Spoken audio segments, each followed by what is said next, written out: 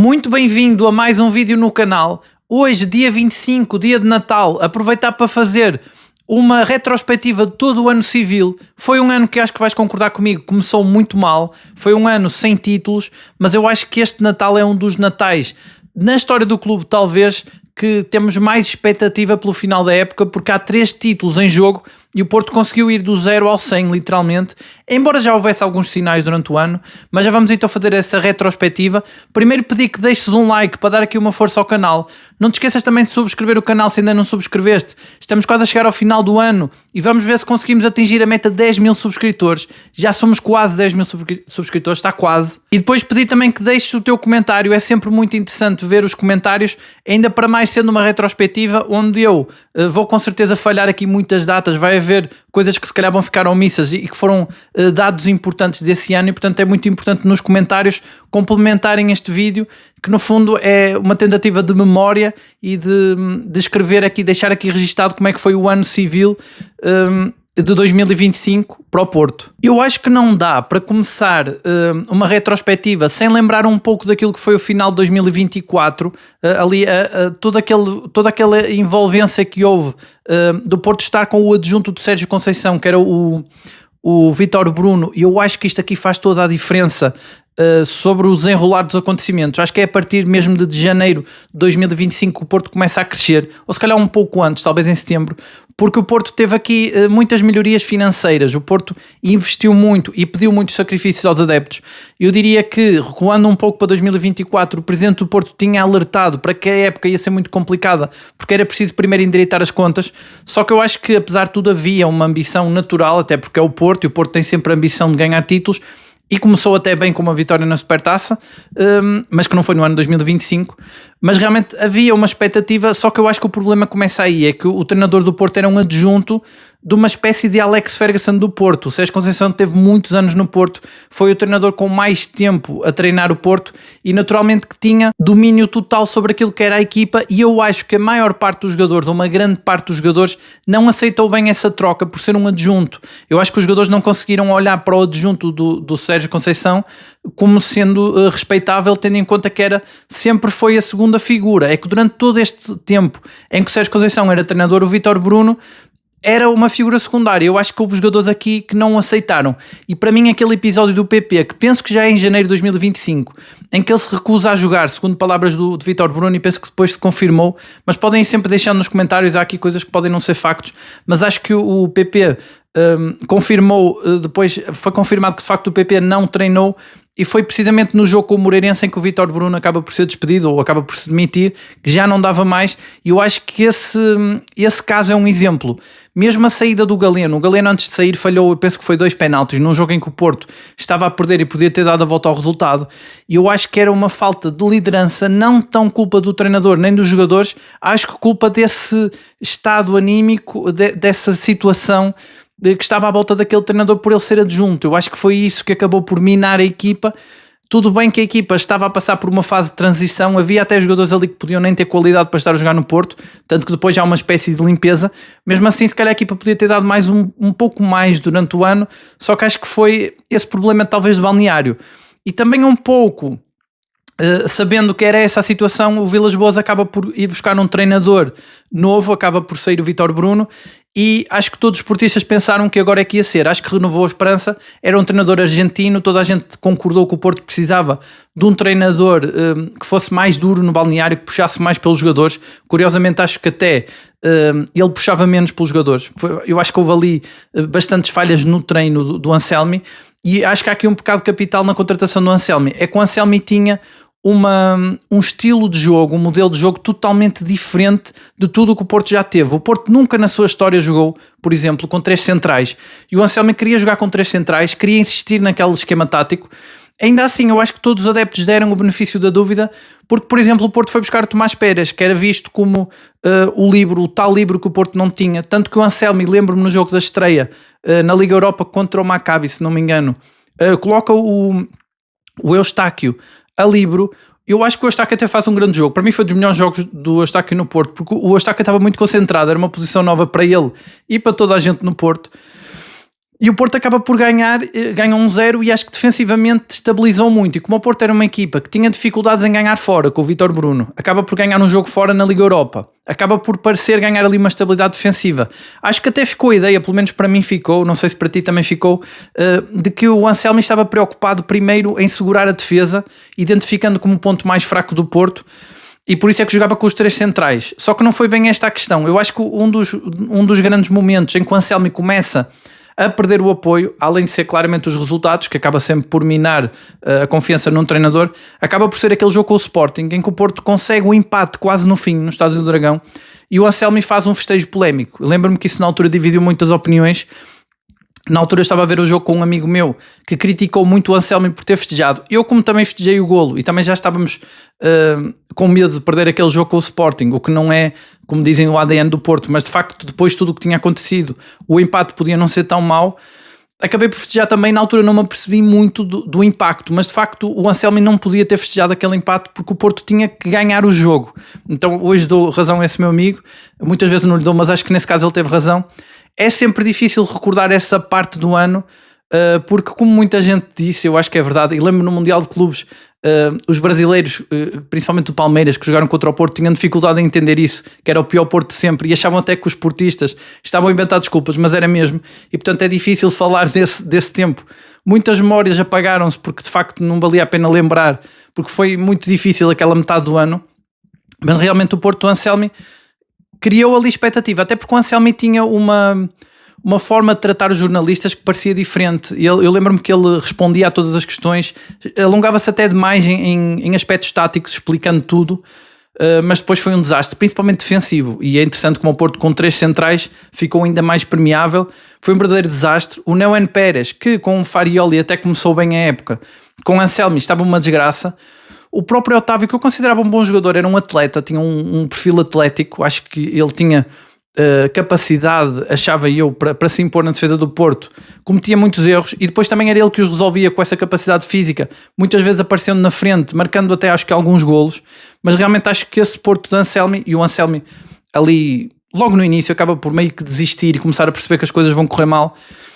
E o Anselmi apoia muito a equipa no Mora. Eu acho que o Rodrigo Mora parece impossível, mas só praticamente há um ano é que é uma grande figura do Porto, e acaba por ser uma aposta do Anselmi. Ele beneficia muito desse facto. O Anselmi viu de facto ali um grande talento, um prodígio, e o Mora agradeceu, claro, levou a equipa às costas, mas também uma equipa com a qualidade do Porto ir às costas do miúdo na altura de 17 anos é demasiado. O Mora aproveitou para fazer golos espetaculares, acabou por fazer grandes exibições, tornou-se o melhor amigo do Samu, só que depois era um Porto curto, que tinha só o Mora e o Samu na frente. O Porto, no plantel, fruto de um treinador que jogava em 4-3-3, como o Vítor Bruno, tinha muitos extremos. O Anselmi não queria utilizar extremos e era estranho. Víamos o Fábio Vieira e o Mora muito juntos no meio, atrás do Samu. Os extremos do Porto não eram muito bons a atacar. O João Mário, principalmente, ficava curto. Embora ele até seja um ex-extremo, mas depois ele falhava muito defensivamente. Enfim, o Porto tornou-se um desastre autêntico com aquela tática. O Anselmi insistiu até ao fim naquela tática. E o Porto, mesmo nesse mercado de janeiro, vai contratar o Willian Gomes, que agora é uma das grandes figuras do Porto.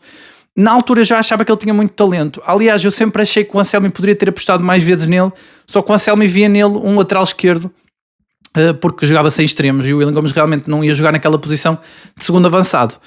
Olhando para trás, acho que realmente o Mora foi o único jogador que beneficiou daquela tática, porque além de ter muito talento, ele é segundo avançado. E estamos a ver esta época como um treinador que joga sem segundo avançado dificulta mais a vida ao Mora, e realmente o Mora deliciou todos, tornou-se um ídolo do clube, tornou-se uma referência e começou a ser visto por todos os tubarões como uma possível contratação. Acho que a sorte do Porto aqui também foi a idade dele, e é por isso que depois na pré-época só os clubes árabes é que mostraram interesse, e acho até com segundas intenções, tinha ali dirigentes do Benfica, mas realmente o Mora acaba por levar aqui para as costas. E a direção do Porto, em paralelo, estava a trabalhar bem financeiramente. Sabemos que o Porto estava a endireitar as contas. Soubemos depois, quando o Anselmi saiu, ele ficou muito chateado porque o Porto vendeu o Nico Gonzalez e o Galeno. Eu acho que são vendas diferentes. Acho que o Galeno foi uma oportunidade, ele ter ido para a Arábia. O Galeno era um dos melhores jogadores do Porto, só que eu acho que o Galeno sofria desse problema, que o PP também, e depois o PP acaba por ficar. Ele sofre desse problema de não confiar no adjunto. Eu acho que era um bocado isso. Então havia aquele problema de balneário, aquela pressão toda, principalmente sobre o Galeno e o PP, que eram duas das grandes figuras que vinham desses tempos de Sérgio Conceição. o Galeno acaba por sair e é uma oportunidade também para o clube que ganha muitos milhões. É por isso também que eu hoje faço um paralelo. O PP tem interessados no Brasil que pagam no máximo 25 milhões. É por isso que eu acho pouco, porque eu digo, o Galeno na época passada sai e acaba por ser decisivo. O valor pelo que ele sai, penso que foi 40 milhões, é decisivo para equilibrar as contas, juntamente com a venda do Nico. Realmente foram duas vendas, talvez dos dois jogadores mais importantes da equipa naquele momento, e o Anselmi tem razão, perdeu dois dos principais jogadores. O Anselmi que arriscou muito aqui, não sei se te lembras, que ele veio de um clube, acho que foi do Cruz Azul do México, passou a ser odiado pelos adeptos de lá porque virou as costas ao clube, e depois veio para o Porto, arriscou muito, também tinha essa pressão, e portanto era um verdadeiro caldeirão ali de pressão, porque era uma equipa com problemas de balneário, um treinador que vinha com um estado emocional, uma pressão enorme de ter que dar certo no Porto para justificar uma aposta que foi muito mal vista no seu ex-clube, e depois ainda a pressão de criar uma tática totalmente nova, nunca vista no clube, a meio da época, com a época já a decorrer. Então tudo correu mal, mas realmente financeiramente correu bem. Essa saída do Nico Gonzalez então dá uma almofada enorme financeira ao Porto, porque ele sai, eu penso que é por 65 milhões, é uma das maiores vendas de sempre do Porto, e portanto o Nico Gonzalez vai para o Manchester City. Tinha muito talento, acho que um dos melhores médicos já passou pelo Porto. Eu fico aqui a pensar porque eu não sei se o Porto hoje em dia precisaria assim tanto do Nico. Acho que o Nico poderia ser suplente do Frollo. É muito doido fazer realmente comparações, parece que estamos a falar de anos distintos e é o mesmo ano, mas realmente tudo mudou muito rápido, e foi também graças a essas duas vendas. Eu diria que é nessas duas vendas, logo em janeiro, que se começa a construir este Porto que hoje, neste Natal, já dá bastante expectativas aos portistas, apesar de não ter ganho nada, porque foi de facto um ano complicado. Então depois o Anselmi começa a lutar, muitas derrotas, muitos empates. Lembro da derrota, por exemplo, com o Rio Ave, em que a defesa do Porto metia água por todos os lados, e com o Estrela da Amadora também. Várias derrotas inacreditáveis do Porto. A derrota também, a goleada com o Benfica. E portanto, depois de tantos percalços, o Porto começou a lutar com o Braga pelo terceiro lugar, e houve ali um momento em que o Braga também quebrou, e o Porto acabou por conseguir ficar em terceiro. E de facto um treinador que consegue colocar o Porto em terceiro não pode continuar no Porto. O problema aqui, e aqui que eu acho que o André Vilas-Boas, o presidente do Porto, foi bastante político, e teve uma estratégia política que correu bem, foi colocar os holofotes sempre nas finanças do clube, que realmente estavam a melhorar. Aliás, não tinha como... Há certos aspectos técnicos, e eu contra mim falo que eu também não entendo muito, que às vezes passam ao lado dos adeptos. Os adeptos querem é títulos, mas acho que as vendas do Nico Gonzalez e do Galeno é dinheiro que entrou e que ficou visível aos olhos de toda a gente. E isso, claro que o adepto normal quer títulos, ainda por cima portista, quer ainda mais, mas o facto de ter entrado aquele dinheiro permitiu que houvesse o benefício da dúvida. E acho que o Vilas-Boas aqui jogou muito bem com o Mundial de Clubes, porque ele conseguiu segurar uma época que estava a correr muito mal desportivamente, prometendo que estava a preparar a equipa, e que a contratação do Anselmi também vinha nesse sentido, para jogar o Mundial de Clubes, e que queria ganhar o Mundial de Clubes. E portanto acho que é a partir daí que criou-se uma expectativa mais para a frente, atirou-se um pouco com a barriga para a frente, e acabamos por garantir o terceiro lugar, que acaba por ser o pódio. Claro que ninguém ficou contente, mas já com os olhos postos no Mundial de Clubes. A reforçar esta visão, o Porto contrata o Gabri Veiga, que é um grande jogador, e que é a primeira contratação que vem nesse que o Porto agora já tem feito mais, como por exemplo o Kivior, nessa capacidade negocial, trazer um jogador acima da média para o campeonato português, que estava num clube árabe, e acaba por fazer um percurso no sentido inverso. Ele vai da Europa para lá e depois o Porto consegue trazê-lo. Ele aceita baixar o salário, portanto houve ali negociação muito bem feita, e o facto de ser um reforço que chega antes do Mundial de Clubes dá mesmo a impressão de que o Porto ia com tudo para o Mundial de Clubes, e a esperança acabou por se renovar, e acho que meio que conseguiu esbater ali aquele período entre janeiro e abril ou maio, em que o Porto realmente acaba por, eu acho que até ficar pior do que estava com o Vítor Bruno. Tudo bem que já não tem aqueles problemas supostamente de balneário como tinha com o PP e certos jogadores que já não aceitavam aquele treinador, mas um verdadeiro desastre o Anselmi. O Anselmi vai para o Mundial de Clubes. Eu sinceramente não tinha muita esperança, mas sei que havia portistas que tinham.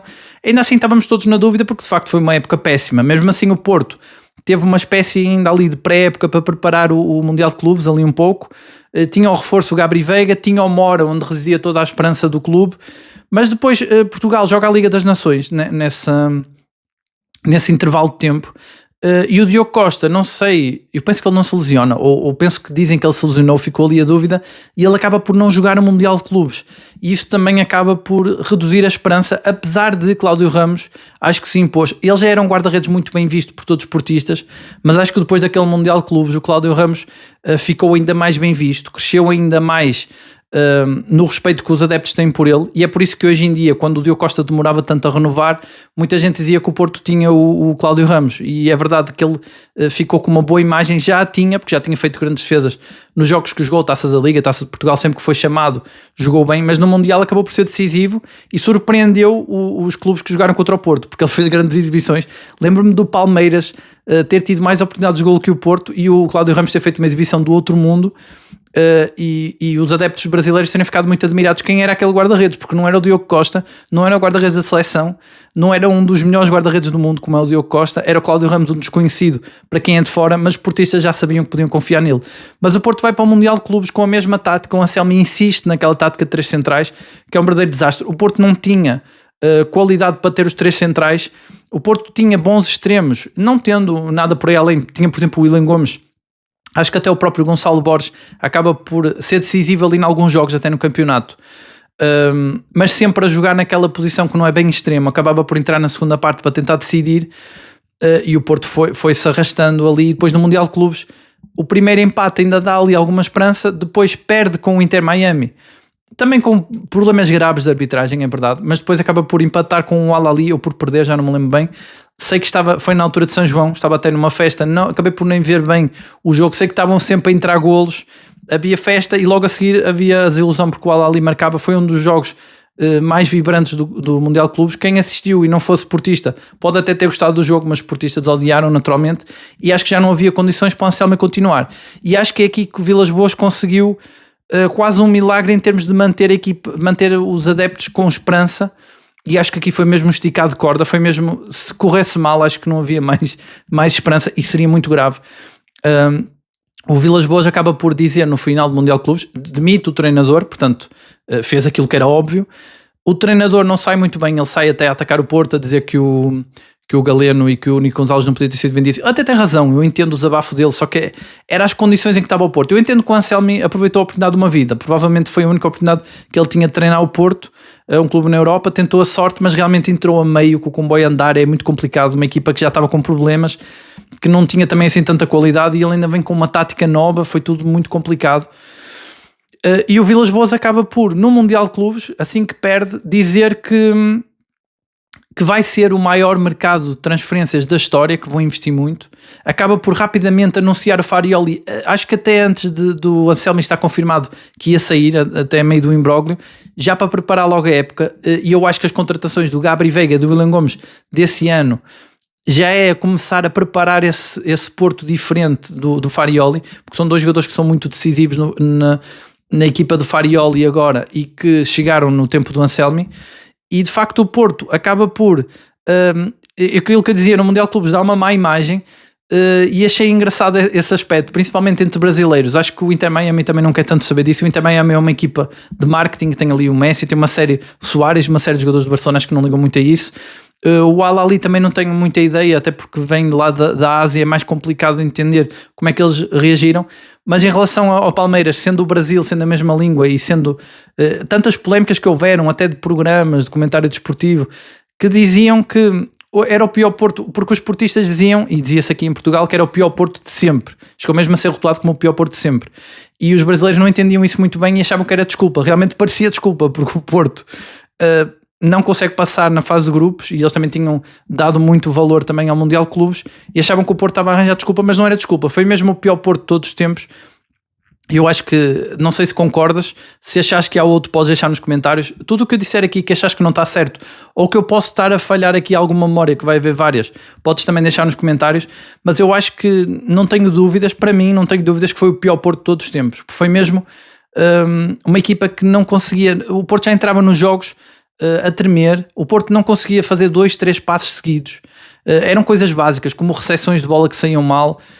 Havia esses problemas de balneário que não ficavam resolvidos, jogadores que entravam na equipa e que desapareciam, e acho que a única coisa boa realmente desse meio ano foi o Rodrigo Moura ser afirmado, que eu acho que é o maior talento da geração dele, provavelmente do mundo, não só de Portugal, porque eu acho que é mesmo um mini Messi, faz golos à Maradona, e estas comparações às vezes parecem exageradas, mas eu acho que ele tem mesmo muito talento, e acho que tornou-se o jogador favorito dos adeptos. Já era porque era um jogador da casa, e os adeptos do Porto valorizam muito quando um jogador é da casa, torna-se um dos jogadores favoritos, é muito apoiado pelos adeptos por ser da casa, mas o talento dele fez com que se tornasse o favorito, além de outros que já tinha da casa, como por exemplo o Diogo Costa, que também é um dos jogadores preferidos.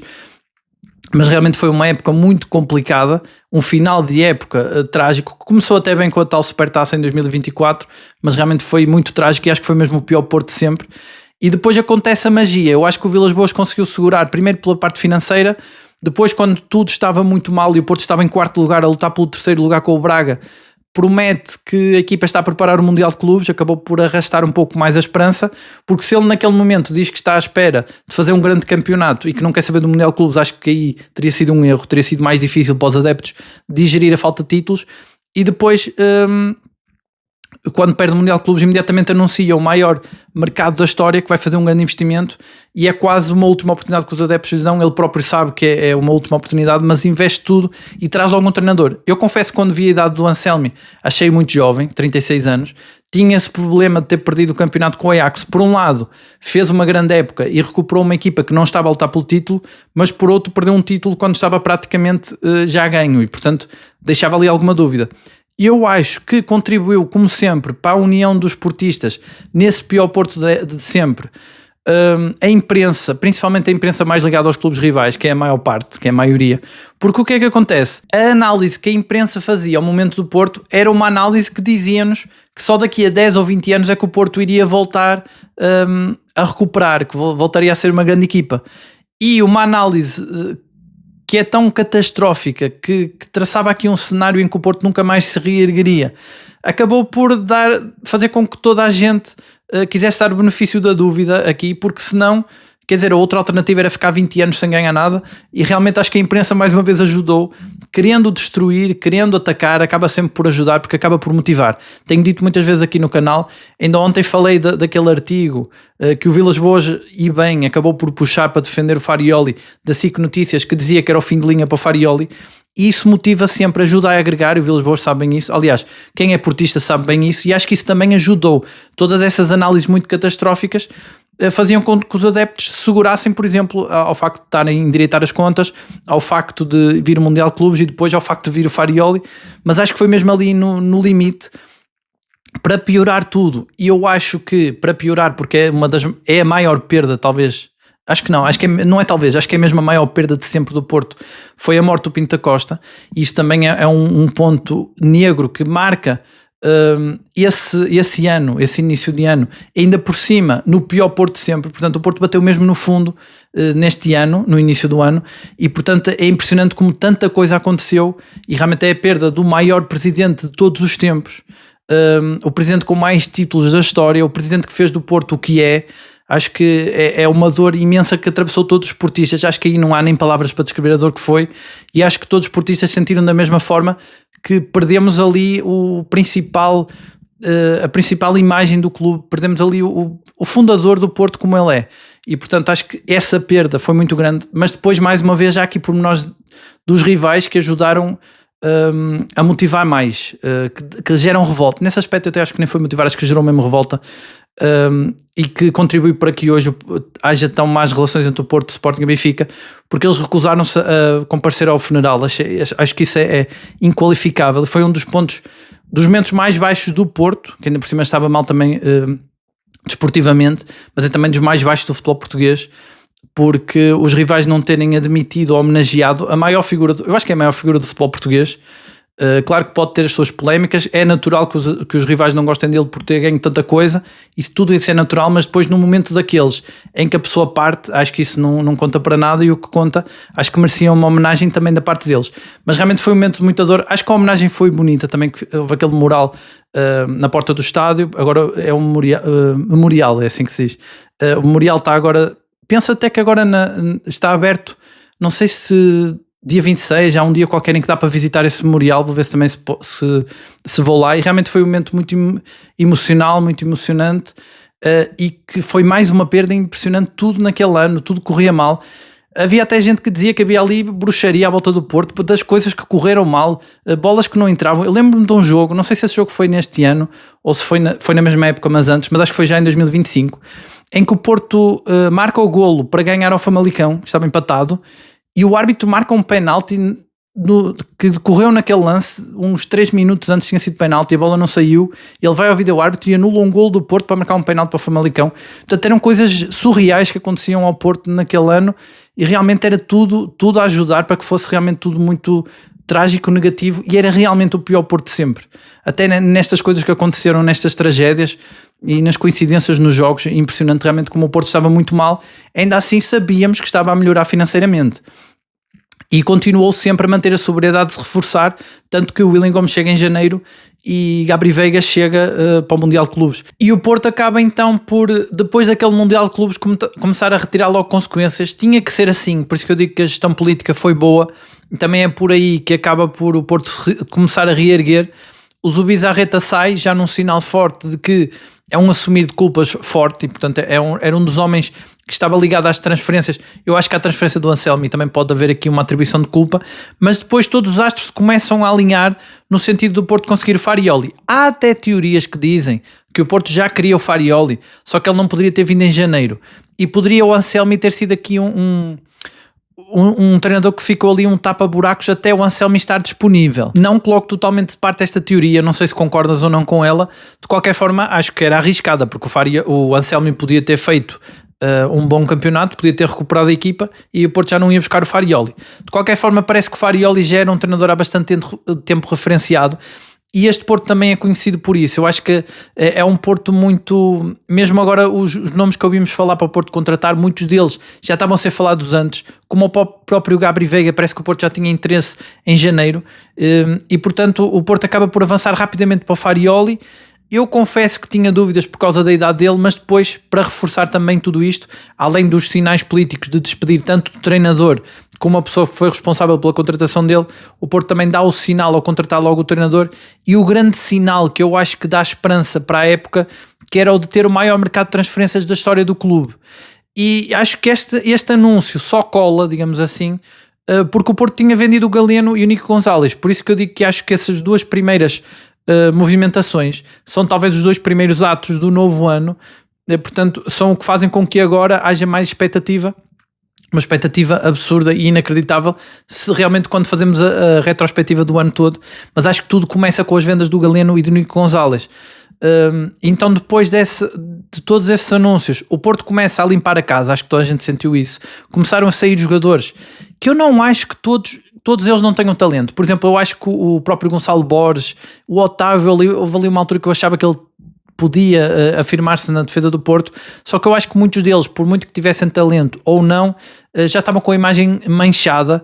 Muitos deles vinham do tal tempo do Sérgio Conceição, que é uma espécie de Alex Ferguson do Porto, como eu disse no início do vídeo, e acho que ficaram desgastados, e acho que o Porto precisava mesmo de uma limpeza, e o Porto começa logo a limpeza e consegue vender jogadores como, por exemplo, o Otávio por 15 milhões para o Paris, o próprio Gonçalo Borges, que foi recebido de helicóptero no Feyenoord, o próprio João Mário por 15 milhões, porque o João Mário era um jogador que eu acho que estava a comprometer muito, que também vem do passado. Havia muita expectativa, até por ser um jogador da casa, muita gente gostava dele, mas eu acho também que lhe faltava qualquer coisa e estava também a ser curto, e o Porto foi fazendo limpezas. Surpreendeu não ter mandado embora o PP depois daquela questão com o Vítor Bruno, mas também fez logo questão de, logo no início ali da pré-época, o PP fez uma entrevista onde meio que desculpava essa situação e dizia que ia ser uma época diferente, e está-se a cumprir. E portanto o Porto fez ali uma limpeza e trouxe um treinador que, apesar de ser jovem e de ter esse perfil, que até é bom, porque a imprensa, ainda em dezembro, mesmo depois de tudo o que já aconteceu, continua a dizer que é o fim de linha para Farioli. Parece que a imprensa ligada a Lisboa só vê essa derrota dele com o Ajax e não vê a competência, como diz Vilas Boas. Mas o Porto foi buscar um treinador muito perfeccionista, muito exigente. Esses pormenores que ele diz, que ele fala muitas vezes nas conferências sobre dormir bem e comer bem, parecendo que não, acho que era uma coisa que faltava ao Porto, porque eu acho que, se olharmos, o Porto teve ali alguns problemas, por exemplo com o Jaló, que sai eu penso que ele foi para Madrid na passagem de ano, é uma coisa assim, e acaba por sair, acaba por rescindir por justa causa, e era um dos grandes investimentos do Porto para essa época. E há outros casos, eu agora não me lembro muito bem, mas penso que houve um caso também de jogadores que foram fotografados a sair de uma festa, não querendo aqui pôr em causa o profissionalismo, mas acho que o Farioli traz um outro nível de exigência também nesse aspecto de regras de alimentação, de hábitos, e isso faz a diferença. Como disse Farioli, é 0,05% que todos somados fazem a diferença, e a equipa, e acho que começa por aí também o perfil. O Porto foi buscar um treinador de perfil mais exigente, e hoje fica mais claro, mas naquela altura não deixa de ser sempre uma aposta de risco, porque estava tudo mal, como eu digo, era o pior Porto de sempre. Mas realmente o Farioli vem também, acaba por ter esse lado, o facto de ser o pior de sempre também faz com que piorar seja difícil, e portanto o caminho seja sempre para melhorar, mas realmente houve muito esforço nesse sentido. Acho que a limpeza foi importante, mais até do que os reforços. Acho que foi a limpeza, porque não é tanto, como eu digo, muitos jogadores por talento, de facto havia jogadores ali que não tinham espaço num plantel do Porto que quer ganhar coisas, mas também muito pelo lado psicológico e emotivo, que eu acho que a saída do Galeno também tem a ver com isso. Mas havia ali jogadores que também poderiam ter os mesmos problemas, mas não valeriam tanto dinheiro como o Galeno, e portanto acho que essa limpeza é crucial. E depois esse anúncio de que ia ser o maior mercado de transferências da história do Porto, vendo tantos jogadores a sair, começou a causar expectativa nos adeptos. O Farioli muito exigente também na qualidade dos jogadores que queria, e o Porto aí começou a ser cirúrgico nas contratações. A chegada do Bednaré, com um central com muita experiência, como Farioli dizia, trouxe esperança para uma defesa que era catastrófica. Ainda ficaram ali dúvidas, eu tive algumas dúvidas ao ver o Neon Pérez, mas depois nos primeiros jogos de pré-época a perspectiva alterou-se. Começou-se a falar muito dos treinos muito intensos do Farioli, que também era uma coisa que acho que os adeptos sentiam que faltava, mais empenho dos jogadores. E aqueles treinos, enfim, às vezes as imagens que nos chegavam eram só pequenos trechos, mas parecia realmente que os jogadores saíam dos treinos muito cansados, e começou a surgir muita gente que falava sobre isso. E o facto dos treinos mais exigentes, um treinador que tinha um passado, tinha esse tal passado, como eu digo, que acabou por ajudar a motivar também, a unir a equipa, porque o Farioli tem esse passado, uma carreira curta, mas de muito sucesso, ainda assim perdeu o tal título, que apesar de tudo foi uma perspectiva de ganhar o título, que foi ele que conquistou no Ajax, mas a tal imprensa mais ligada aos rivais só conseguia ver a parte em que ele perde, e portanto todos esses boatos também à volta dele poder perder novamente acabava por disfarçar um pouco a competência, desviava o foco da competência que ele tinha, e acho que isso também ajudou a unir. E depois, quando o Porto estava muito forte, aliás, o Porto faz o jogo com o Atlético de Madrid no Estádio do Dragão, e notou-se a forma como o Porto jogou. Acho que é ali que os adeptos começam a acreditar que realmente está tudo muito diferente. Primeiro porque a equipa está diferente, tem reforços. O Borja Sainz, quando chega, eu acho que ele já vem com esse perfil desse jogador muito lutador, goleador do futebol inglês. O próprio Froholt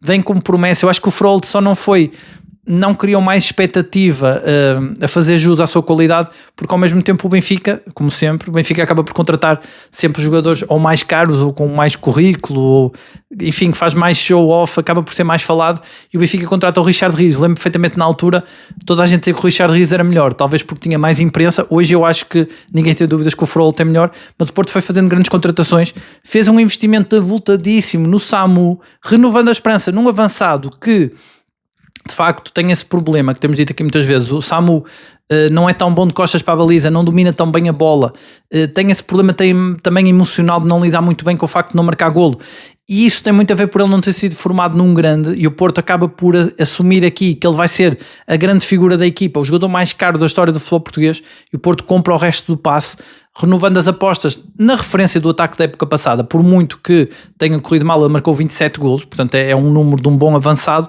mas agora o Porto a lançar a expectativa em cima dele, a colocar mais pressão, também a confiar nele, foi um ato de confiança. E acho que toda a pré-época do Porto, as contratações muito cirúrgicas, todos jogadores de classe. O Kiwior foi o jogador que mais se arrastou no mercado de transferências, foi quase até ao final. O Porto ali muito interessado no jogador, o Porto a investir, a insistir muito em jogadores que o Farioli queria. Acho que o único que acabou por não chegar foi o Kenneth Taylor, muito falado aqui na altura no canal. Toda a gente tinha muita ilusão de que ele chegasse, depois acaba por não chegar. Também o Porto consegue o Froholt e não tem assim tanta urgência em contratar o Kenneth Taylor, embora ainda haja essa possibilidade. Mas realmente muitos jogadores que o Farioli queria, retocou a defesa como o Farioli queria. Eu acho que um dos sinais de que o Porto estava a fazer bem no mercado de transferências foi a troca de João Mário para o Alberto Costa. porque o Porto acabou por ganhar dinheiro numa transferência em que fica com um jogador mais jovem, com mais potencial e parece-me com mais qualidade, e ainda ganha dinheiro a fazer troca por troca, surreal, com os Juventus.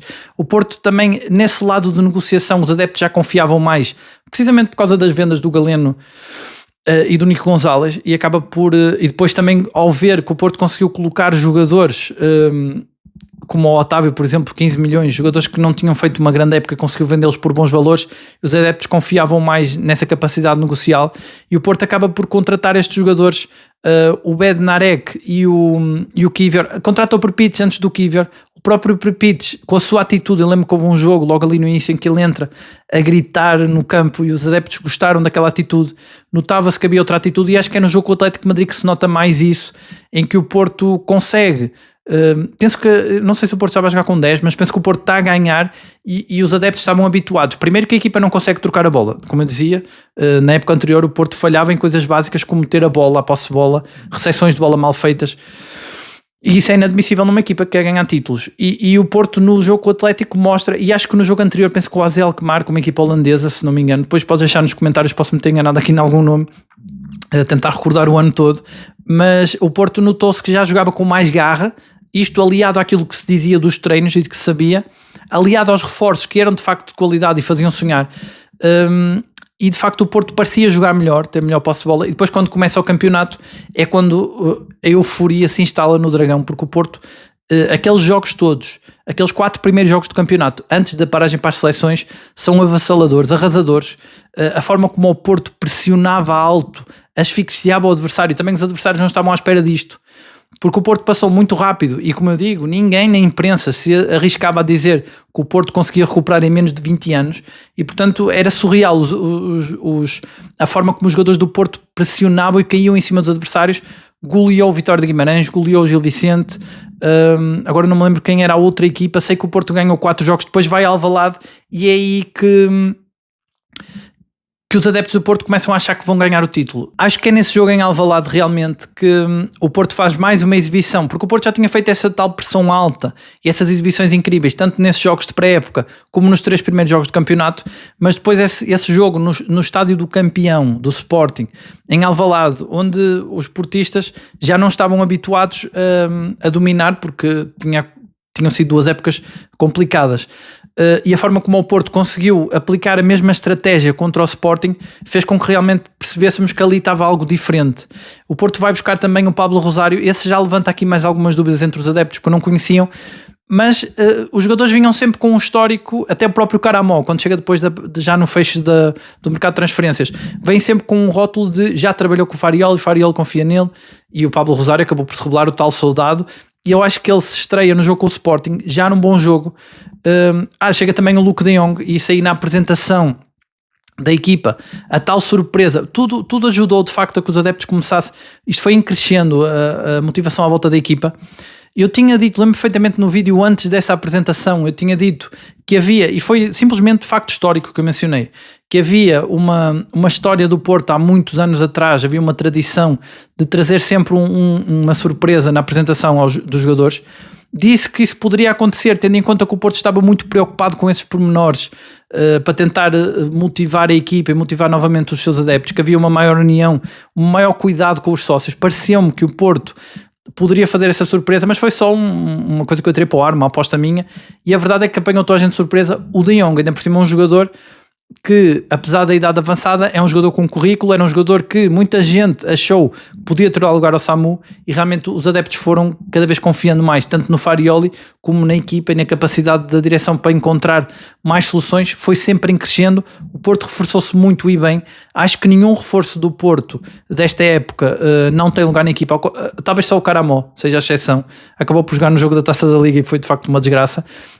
Mas à exceção do Caramó, que foi contratado ali também em cima do joelho, porque o Farioli queria muito um extremo e o mercado de transferência já tinha fechado, o Porto conseguiu muito bem, conseguiu segurar, por exemplo, o Mora, que foi difícil, porque houve ali um clube saudita, que penso que foi o mesmo que contratou o Galeno, que tem ali um dirigente do Benfica, e que havia até essa teoria de que provavelmente era de propósito para tentar destabilizar um Porto que vinha em crescendo, e o Mora ficou ali, de facto ficou afetado, até porque o Farioli não sendo o Anselmi, não colocando a expectativa toda em cima da equipa, toda em cima do Mora, e construindo uma equipa mais coletiva e não tão focada no talento dele, ainda por cima, não jogando com o segundo avançado, jogando apenas com um número 10, onde não é o ponto, não é a posição ideal para o Mora, acaba por querer adaptá-lo, acaba por não colocá-lo a titular muitas vezes. Aliás, no início o Farioli nunca jogava com ele, agora as coisas mudaram, mas no início o Mora nunca jogava. Isso causava muita estranheza entre os adeptos, e acho que esse clube árabe tentou cavalgar isso, nunca pagando a cláusula, mas ficando lá perto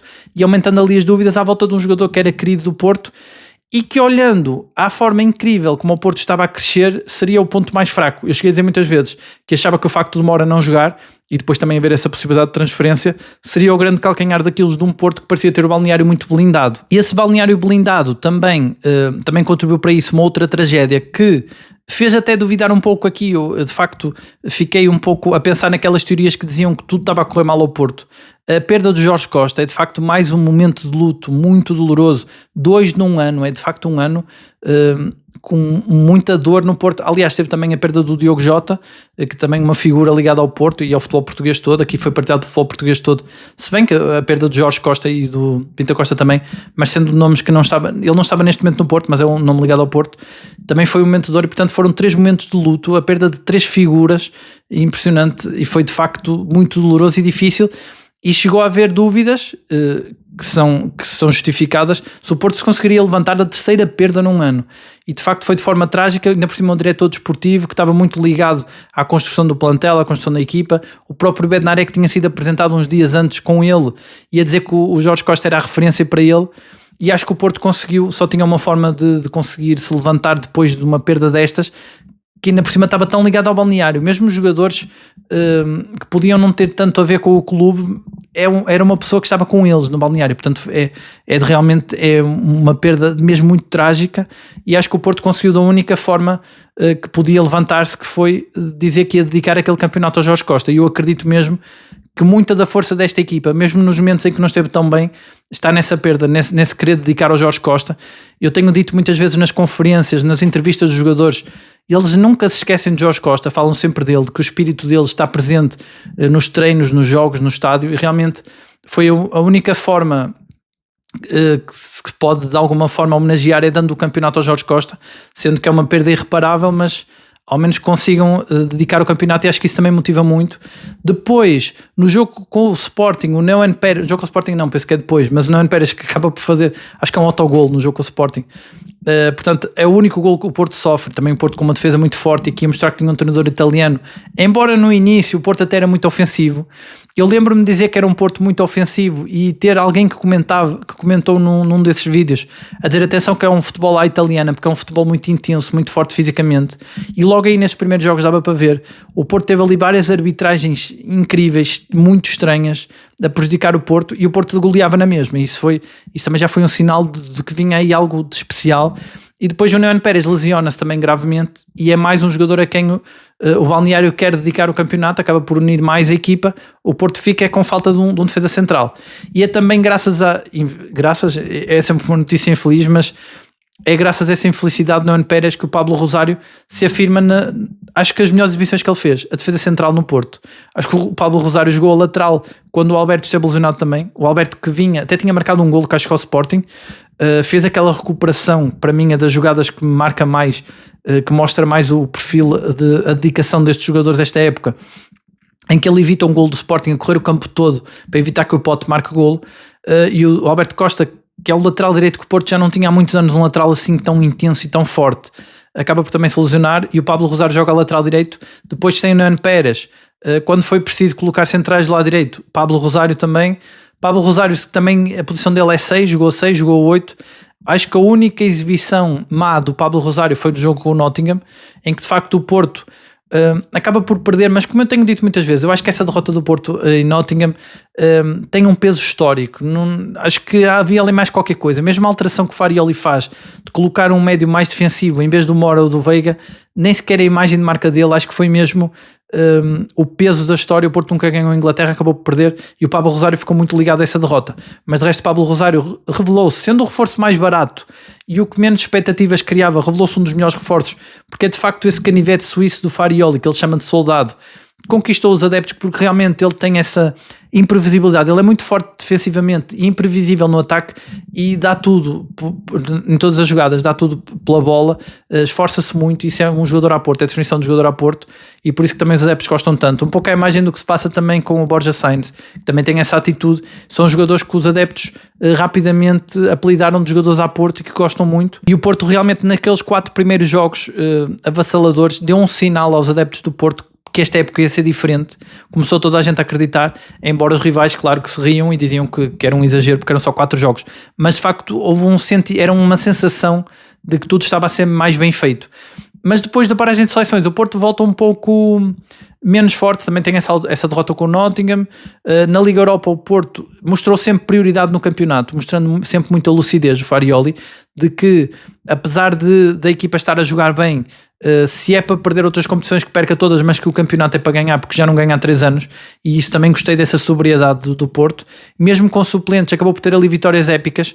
Teve aquela vitória com o gol do William Gomes. O William Gomes também está a afirmar-se muito esta época e que também foi contratado em janeiro, portanto tudo começa a ser cozinhado ali em janeiro, quando no pior Porto de sempre. E o William Gomes, que eu acho que devia ser mais vezes titular até neste Porto, aproveita a lesão, por exemplo, do PP contra o Sporting, que faz aquele golaço, começou a ser até comparado com o Hulk. Depois tem esse jogo também da Liga Europa, em que ele marca no último minuto e o Porto ganha mesmo com os suplentes. Volta a acontecer depois, penso com a Estrela Vermelha, volta a acontecer com o golo do Mora. E o Mora, que também era esse tal jogador que não estava a ser muito utilizado por Farioli, começa-se a impor cada vez mais. O Mora, que tem a evolução mais extraordinária, se pensarmos que ele se estreia como segundo avançado, como o jogador mais importante do Porto, em janeiro, e que em outubro, novembro é um médio que pode jogar a 8 e que até defende mais do que muitas vezes o Frollo e o Gabri Veiga, é impressionante a evolução dele. Embora eu critique aqui no sentido, e muita gente tem também criticado, no sentido que o Mora, com o talento que tem, pode ser um jogador que, aliás, tem que ser um jogador no futebol moderno que sabe defender, mas obrigá-lo a defender tanto não é bom, porque já vimos aqui jogos em que ele está muito cansado e depois não consegue definir da melhor forma na área, que é onde ele é mais forte. Eu até dizia que ele era o melhor amigo do De Jong, porque o De Jong marca o gol ao Sporting com a ajuda do Mora, e sempre que o De Jong entrava, mas isto acabava por ser porque eram os dois suplentes, mas sempre que entravam os dois, normalmente juntos, Mora e De Jong combinavam muito bem. O De Jong é esse tal avançado que joga muito bem de costas para a baliza, que trouxe toda a sua experiência para ajudar o Samu. Foi aqui, desde que Farioli chegou, que se tem falado muito sobre a evolução do Samu. O Farioli tem dito que tem que o trabalhar, e o próprio selecionador da Espanha também o diz, trabalhar o jogo de costas para a baliza, trabalhar o jogo associativo do Samu, e que ele tem muito a ganhar com o De Jong. Acho que a contratação do De Jong também teve a ver com isso, para ajudar o Samu, já que era o maior investimento de sempre do Porto. O Farioli acaba também, em termos de pontas de lança, de assumir a aposta pessoal em Denis Gul, que era um dos excedentários, porque havia muitos excedentários no Porto, e o Denis Gul tem aqui uma nova vida. O Farioli a identificar que o problema dele era mais psicológico, de não confiar nele próprio, e consegue recuperar-lhe a autoestima, e há ali jogos que o Denis Gul faz muito bons. Tanto o Denis Gul como o De Jong teve momentos da época em que foram apontados como possivelmente melhores que o Samu para ser titulares, mas depois o Samu explode, isto já aqui próximo de dezembro. O Samu faz 5 jogos seguidos a marcar golos, começa a jogar bem de costas para a baliza. Eu disse que o Samu, e tenho dito isto a época toda, quando não marca golo, sofre muito emocionalmente e depois acaba por fazer piores exibições. Ele não marca, eu volto a chamar a atenção para que ele comece a ficar mais nervoso, mas muita gente a comentar, e eu concordo que ele faz um grande jogo apesar de tudo, mesmo não marcando golo, ou seja, tornou-se um avançado mais completo, é mais uma das conquistas de Farioli. E portanto o Porto chega ao final do ano com um Samu a lutar por objetivos, por recordes, para ser o seu melhor ano, e portanto começam a haver muitos clubes interessados, tanto no Samu como noutros jogadores do Porto, por exemplo o Frollo. Tenho dito muitas vezes aqui que o Frollo poderia até sair em janeiro. A sorte do Porto é que ele já jogou por 2 clubes e não pode jogar por outro, ou seja, só pode sair no final da época. Isto é uma preocupação para o ano seguinte, mas o Porto vai ter dificuldades em segurar aqui vários craques. Eu tenho dificuldades em dizer quem foi o melhor reforço deste Porto. Eu sei que o Porto melhorou muito defensivamente, e isso deve-se muito ao trabalho que o Farioli tem feito com a equipa, tanto que o Porto tem melhorado muito é essa solidez defensiva e a pressão alta, e portanto o Kivior e o Bednarek seriam os principais reforços deste Porto. Só que depois temos o Frollo, por exemplo. Para mim o Frollo ganha o prémio de melhor jogador da Dinamarca, Eu sei que ele custa uns 22 milhões de euros, mas mesmo assim eu acho que foi uma pechincha e acho que foi uma oportunidade que o Porto encontrou. O Porto tem encontrado aqui reforços que muitas vezes não são óbvios, não são muito apontados tanto pela imprensa como pelos adeptos, acaba por surpreender muito e consegue contratações impressionantes. O De Jong, que vem a custo zero, o Kiwior, que vem do Arsenal, esse foi a negociação que se arrastou mais, foi mesmo uma exigência de Farioli. Aí de facto o Porto investiu muito num jogador já com provas dadas, mas acaba por ficar com a dupla de centrais da seleção da Polónia, e os jogadores como por exemplo o Bednarek, com a qualidade que tem aos 29 anos, que vem para trazer experiência à defesa, que é um grande reforço, porque ele nunca tinha jogado competições europeias, ele nunca tinha, aos 29 anos, ele nunca tinha jogado a este nível. É impressionante como ele tem uma qualidade incrível, um verdadeiro líder da defesa, e os dois, de facto, são tampões ali na defesa. Mas depois o Porto também contrata um lateral direito, Alberto Costa, como já não tem há muitos anos, com uma velocidade, uma intensidade de jogo, uma capacidade defensiva e também ofensiva, tanto de cruzamentos como de criar perigo, até de marcar golo, impressionante. Contrata o Froholt, esse médio, que eu acho que é o jogador que mais corre do mundo. Há vários recordes que ele já bateu em vários jogos, várias estatísticas que indicam que ele é dos jogadores que mais corre, tanto com bola como sem bola. É um box-to-box melhorado ainda, que ele consegue também chegar à área e fazer golo, e ir à área atrás, defender, e consegue fazer isto 90 minutos. Tem uma capacidade física impressionante. Tem também a contratação do Borja Sainz, que é um extremo esquerdo também. Eu tinha dito logo no início, quando ele chegou, que era uma mistura do Quaresma e Lisandro Lopes, porque era goleador, mas também tinha técnica. Mas realmente ele tem um estilo muito próprio, mas é esse jogador também a Porto, sempre ligado ao jogo. E portanto o Porto tem aqui muitos reforços. É difícil dizer qual será o melhor. Talvez seja o Froholt, de facto, pela capacidade surpreendente que ele tem de correr e de estar em todo lado e de ser decisivo. De facto, ele é o meio campo do Porto sozinho, ele faz o meio campo, o que também ajuda a que depois o Gabri Veiga ou o Mora possam ser mais desequilibradores. Embora o Farioli exija muito deles defensivamente, acho que até demasiado. O Gabri Veiga é uma grande contratação, mas não sei se podemos considerar da pré-época do Farioli, porque chega no Mundial de Clubes, mas podemos considerar que o William Gomes e o Gabri Veiga são reforços deste ano, e também são dois reforços incríveis. O William Gomes faz muito lembrar o Hulk a puxar para o pé esquerdo, com um remate muito forte. É o jogador do Porto mais rápido, mais criativo, que aparece muito a pressionar os defesas, sempre com um futebol alegre, como eu digo, muito positivo. É um reforço também fantástico, até pelo valor, só 9 milhões, portanto foi muito barato para a qualidade que ele tem. O Gabri Veiga é um jogador, ele tirou o lugar ao Mora. Eu acho que isso aí é polémico, pelo menos eu acho que houve ali momentos em que o Mora merecia mais minutos, mas eu acho que o Gabri Veiga já conquistou os adeptos, mesmo naquela fase em que Farioli diz que ele jogou lesionado. O Gabri Veiga tem muita qualidade. Eu costumo dizer que é um jogador que faz a bola correr, ele não corre tanto, a bola é que corre para ele.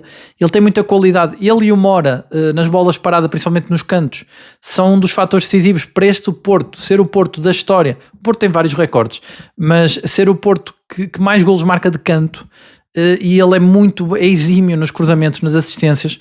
Eu tinha dito que ele não tinha golo porque remata com pouca força, ele remata mais em jeito, mas ele desatou a marcar golos depois de recuperar da tal lesão, e realmente ele agora lesiona-se novamente, ou melhor, ele estava a jogar com dores, ele não estava lesionado, mas depois parece que quando as dores passam, ele torna-se, de facto, ele faz exibições contra o Utrecht, por exemplo, um verdadeiro recital, depois volta a lesionar-se contra o Guimarães na Taça da Liga, e acaba por perder o lugar, e tem voltado a jogar, mas o Mora está em melhor forma, não conseguiu recuperar a forma, parece ser um jogador frágil nesse sentido. O Farioli tinha dito que é um jogador que precisa estar bem fisicamente para jogar o seu futebol no máximo, mas realmente o Porto criou aqui muitas soluções também. O Farioli contratou jogadores bastante polivalentes, por exemplo o Kiwior pode jogar a lateral esquerdo, o Pablo Rosário pode fazer umas 6, 7 posições, o próprio Mora, que agora já se põe a possibilidade de jogar a falso 9, e portanto o Porto, mesmo não tendo o plantel com mais profundidade que existe, poderia ter mais, acaba por ter jogadores muito dedicados e que podem fazer várias posições, e realmente é uma equipa muito sólida, que, como eu dizia, naquela paragem de seleções, quando volta mais, os adeptos viram como mais fraco, uma equipa que não pressionava tão alto, que já não era aquela equipa avassaladora do início do campeonato, mas que tem que ser analisada como uma equipa que manteve sempre a solidez defensiva, e que, passando por mais dificuldades nesses jogos, como passou com o Nacional, como passou com o Braga, com o Estoril, mesmo passando por dificuldades, conseguiu ganhar os jogos, e foi aí também que se revelaram outras facetas deste Porto. Um treinador italiano que sabe muito bem ler o jogo, que sabe fazer as alterações certas, para desbloquear jogos, uma equipa que nunca se deixa ultrapassar na intensidade, que é sempre mais agressiva que o adversário, isso é muito importante, e que tem uma solidez defensiva impressionante, bateu vários recordes defensivos, sem sofrer jogos sem sofrer golos, séries enormes. Depois tem aquele jogo com o Benfica, que eu acho que há um antes jogo com o Benfica e um pós-jogo com o Benfica, em que o Porto no Dragão podia ter ganho. Há aquele momento, até nisso há um pós-Benfica, o Porto não estava a falar de arbitragens apesar de tudo, apesar de ter várias arbitragens polémicas, mas depois daquele jogo com o Benfica o Porto começa a falar de arbitragem de forma mais aberta. Depois desse jogo com o Benfica o Porto também começou a ver adversários a defender melhor contra ele, teve que arranjar soluções mais criativas, e isso também aumenta a expectativa em relação a este Porto, porque o Porto conseguiu adaptar-se a essa fase, porque o Mourinho abdicou completamente de atacar nesse jogo, nesse clássico, mas mostrou como se anulava aquele Porto avassalador, conseguindo defender de forma a que o Porto não conseguia atacar daquela forma tão intensa como fazia antes, e depois muitos adversários copiaram essa fórmula. Chegou-se até a dizer que era um Porto muito previsível, e começaram já os rivais a dizer que era o fim, já começava a ser o tal fim de linha de Farioli. Mas não, o Porto adaptou-se, manteve a intensidade, manteve a solidez, só não foi nunca mais esse Porto muito avassalador no ataque. É avassalador no ataque neste momento quando precisa, quando quer. Hoje é uma equipa muito mais sólida e madura, e é a tal evolução impressionante que o Porto tem tido num ano. Parece que estamos a falar de vários Portos, de vários anos, mas é só um ano, e agora o Porto é uma equipa mais madura, os próprios adeptos já entenderam isso, é uma equipa mais até à italiana, é uma equipa mais experiente, uma equipa mais matreira, que quando marca segura melhor o jogo, tenta recuar mais as linhas para que o adversário abra mais e depois tenta marcar, mas já sem a mesma intensidade. Mas se o adversário conseguir furar a verdadeira muralha defensiva que o Porto tem, o Porto volta a asfixiar o adversário, e portanto é um Porto com mais soluções, é um Porto que foi evoluindo o seu estilo de jogo. Acho que não há nada a apontar a este Porto. Claro que há exibições que podiam ter sido melhores, mas olhando aos números, este é o Porto com mais pontos de sempre da história do Porto no campeonato. Só é superado pelo Benfica em termos nacionais, e é um Benfica já muito longínquo. O Porto só tem um empate, são 2 pontos de diferença. É a melhor defesa do campeonato, é o melhor ataque, é uma equipa que eu acho que o principal ponto forte desta equipa é a sua solidez. Está numa fase em que já está a evoluir outros jogadores. O próprio Samu já joga melhor no jogo associativo, já ninguém coloca em causa a sua capacidade de jogar de costas para a baliza, o que é uma evolução impressionante. Outros jogadores como o Froholt, que já era um jogador surreal, que eu costumo dizer que cansa ver jogar, agora já aparece mais na área para marcar golo. Portanto, o Porto foi também evoluindo os seus jogadores. O próprio Mora hoje já não é tanto número 10, já mais segundo avançado, já mais próximo do Samu, acaba por ter aqui novas nuances e também a evoluir e também a ser mais decisivo na equipa. O Farioli fez sempre muita rotação nesta equipa, e isso aí continua. De facto, quase todos os jogadores, eu dizia ontem, a maior parte dos jogadores já marcaram um golo, portanto é uma equipa muito democrática nos golos, apesar de ter no Samu o maior goleador, que é o ponta de lança que está ali para isso, mas realmente toda a equipa a marcar muitos golos, e a equipa está confiante, está forte, está em primeiro lugar com 5 pontos de avanço. Isto já não acontecia também há muito tempo. Acaba por conseguir ganhar a todos os rivais, os jogos que teve com os principais rivais, conseguiu ganhar todos os jogos também contra as equipas do meio da tabela para cima, todos não, à exceção do Benfica, que empatou, de facto falhou mestre, mas não perdeu com nenhum, recuperou pontos que tinha perdido na época passada em relação a muitas equipas, com praticamente todas as que tinha perdido pontos, conseguiu recuperar, mesmo com o Benfica tinha perdido os 2 jogos e agora tem um empate.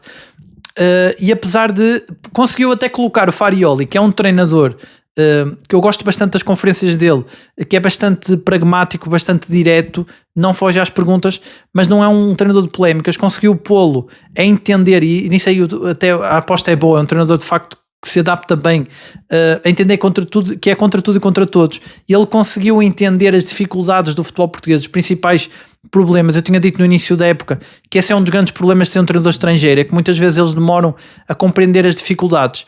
Cada estádio tem as suas características, as próprias dificuldades com a arbitragem, o tempo de jogo, o tamanho dos relevados. Ainda agora no jogo com o Alverca vimos um relevado muito pesado, e o Porto conseguiu na mesma dar a volta a isso. Eu acho que houve ali jogadores que ficaram prejudicados, como por exemplo o Mora, com um relevado muito pesado.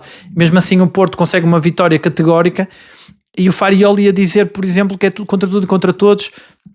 Tem até expressões muito interessantes como a família portista, que são frases que colaram e que foram adotadas pelos adeptos, e portanto há essa simbiose muito grande entre adeptos e equipa, que é impressionante olhando para o início da época e, como eu dizia no início do vídeo, faz com que este seja um dos natais com mais expectativas de futuro, até porque o Porto contratou, aliás, promete mais uma vez, agora é o mercado de janeiro, um dos maiores de sempre. O próprio Farioli já disse que vai ser um mercado louco, já tem um mini estágio até marcado para melhorar a equipa, a forma de jogar, mas também para adaptar os reforços que aí vêm.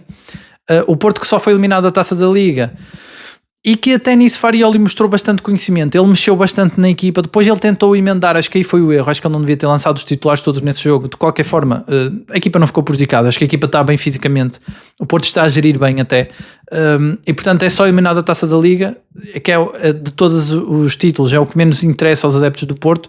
Portanto, se o Porto ganha a Taça de Portugal, Liga Europa e Campeonato, isto olhando da melhor perspectiva, não querendo dizer que vai ganhar tudo, mas praticamente toda a gente esquece a Taça da Liga, até se for campeão esquecem a Taça da Liga, e, portanto não é um ponto grave.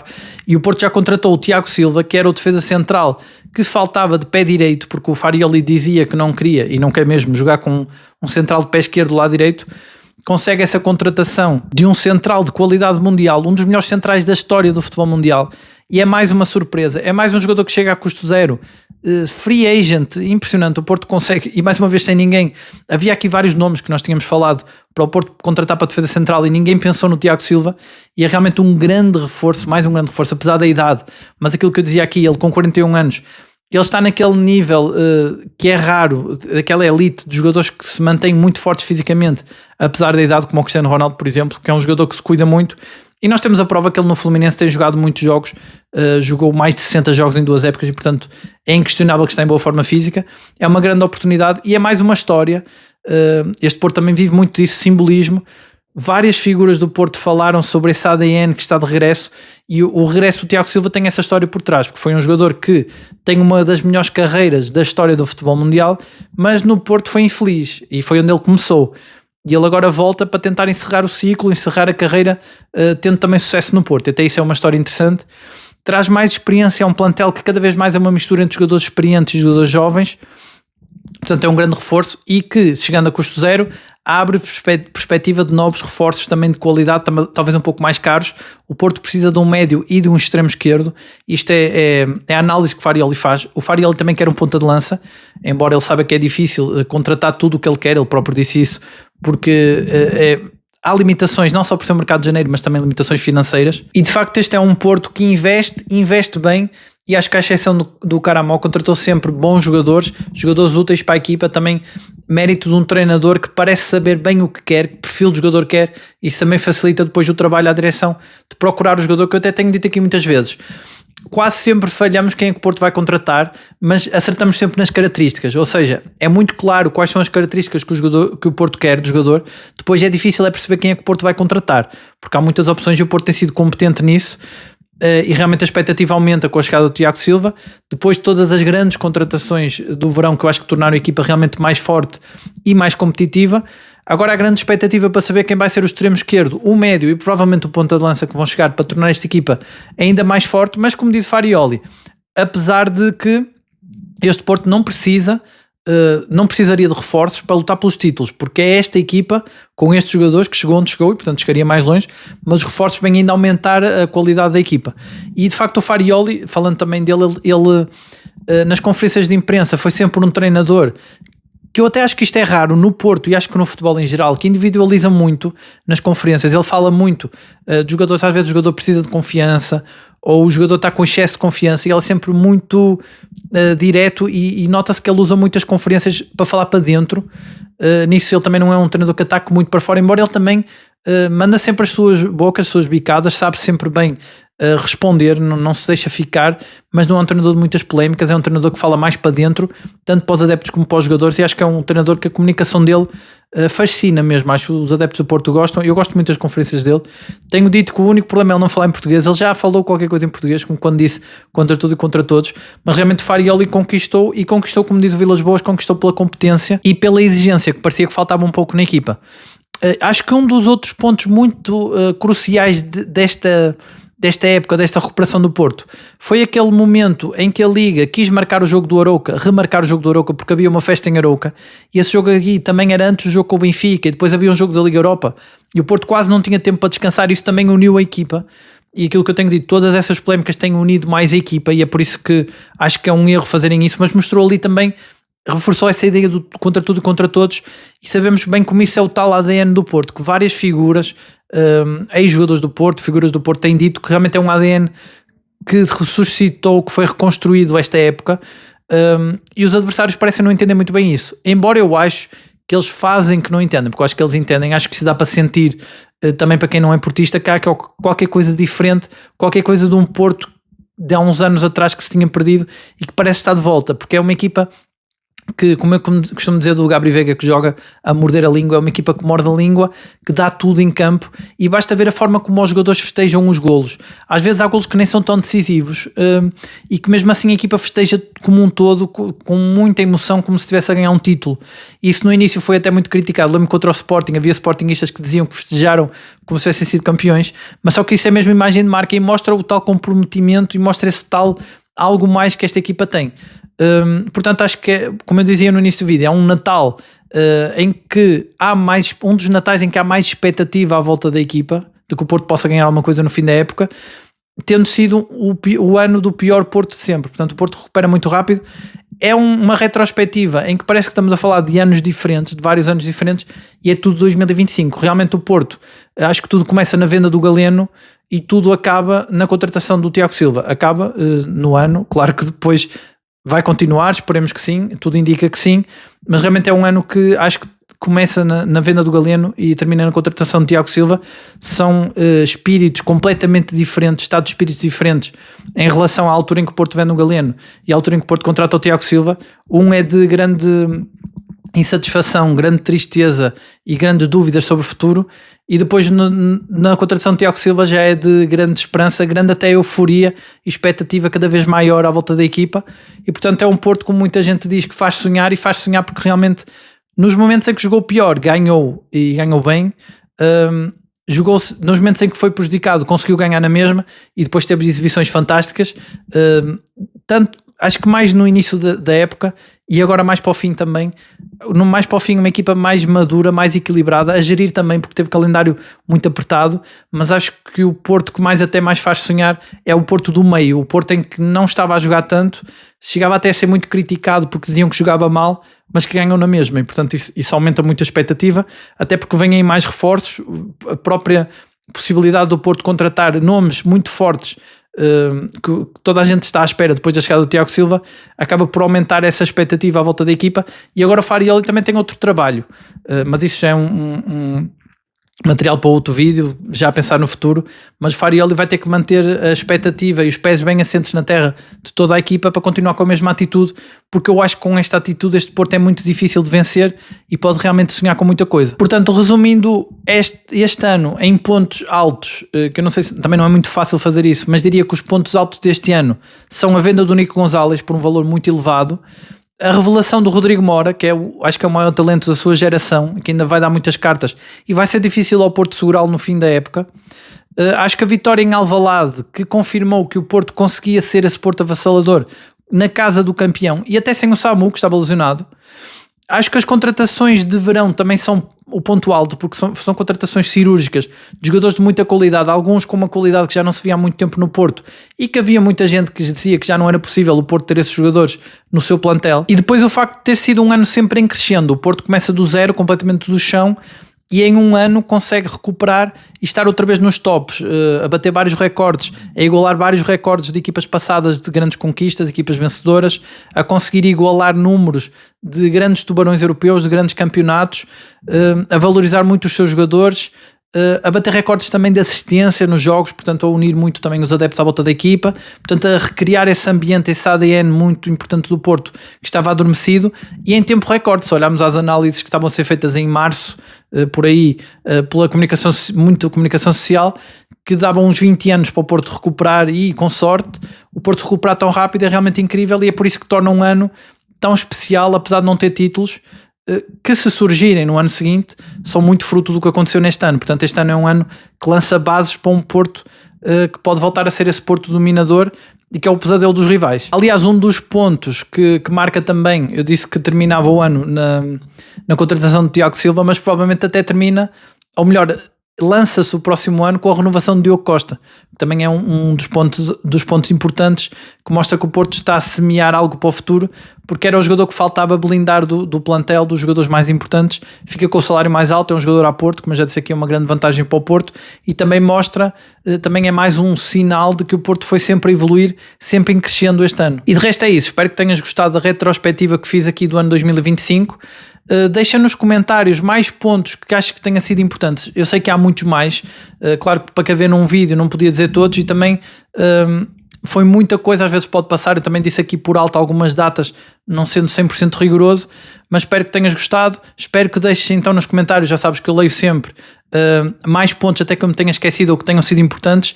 Podes deixar também as tuas expectativas para o ano que aí vem, quais são as sensações que te passa esta equipa, que sensações te passou este ano. Foi um ano louco, realmente foi do 0 ao 100. Se não concordas também com alguma coisa que eu disse, ou se concordas bastante com alguma coisa que achas que tenha sido muito importante aqui nesta retrospectiva, deixa também nos comentários. E desejo-te um Feliz Natal, umas boas festas. Muito obrigado por estares aí desse lado, por apoiares o canal, por assistires ao vídeo. Subscreve o canal se ainda não subscreveste. Vamos ver se chegamos à meta de 10 mil subscritores ainda antes do final do ano. Eu ainda acredito que seja possível. Eu volto amanhã com mais um vídeo e de resto é isso. Umas boas festas e um abraço.